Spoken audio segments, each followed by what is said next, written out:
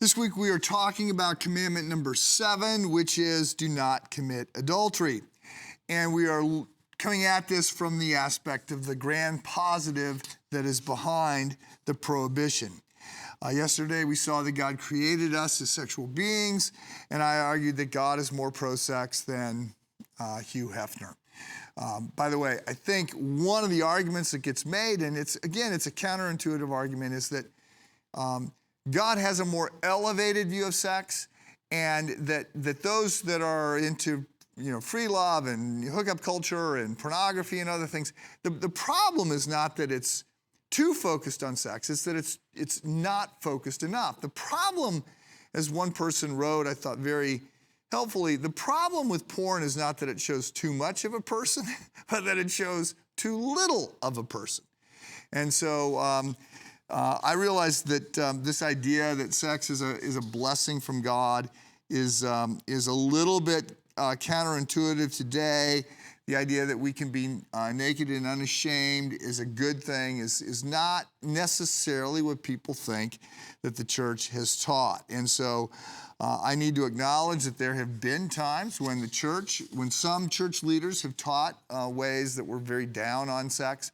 But that's because they were reading too much Plato and not enough Paul, or not enough of other biblical writers. So the Greeks had this idea that the physical body was bad, it was less than the pure archetype, and you needed to be all focused on the spiritual or the ethereal as opposed to the actual corporeal, tangible physical body.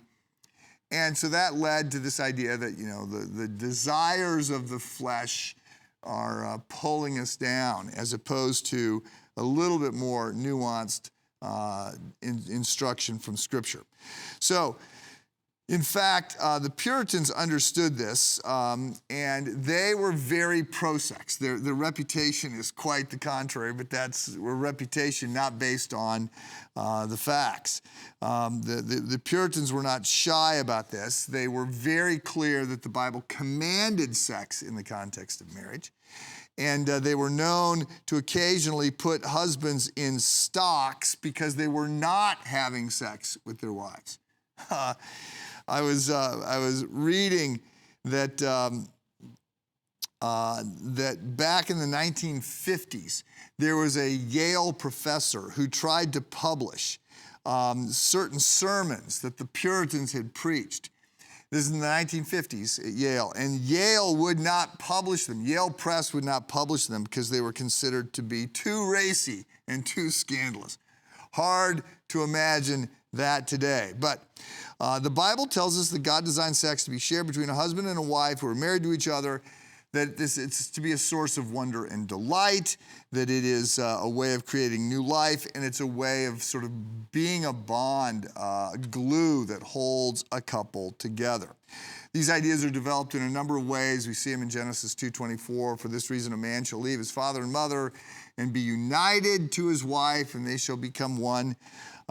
We see in the Song of Solomon, which is this romantic, erotic poem that is in the Bible, celebrating love's intensity. We see it in 1 Corinthians chapter 7, where Paul suggests that in marriage, a wife's body doesn't belong to her alone, but also to her husband, and the husband's body doesn't belong to him alone, but also to his wife, and that they are to not deny each other coming together, except there may be times, there may be reasons to not come together for a brief period of time, but that they are not to give opportunity for temptation. They are to satisfy each other.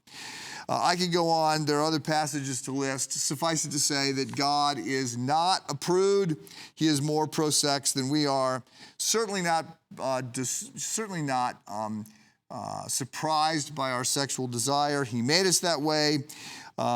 He did it not simply for procreation. It doesn't take much imagination for us to come up with 1,000 different ways that God could have created the procreation of the species if that was the only thing that was involved. So he created us as sexual beings.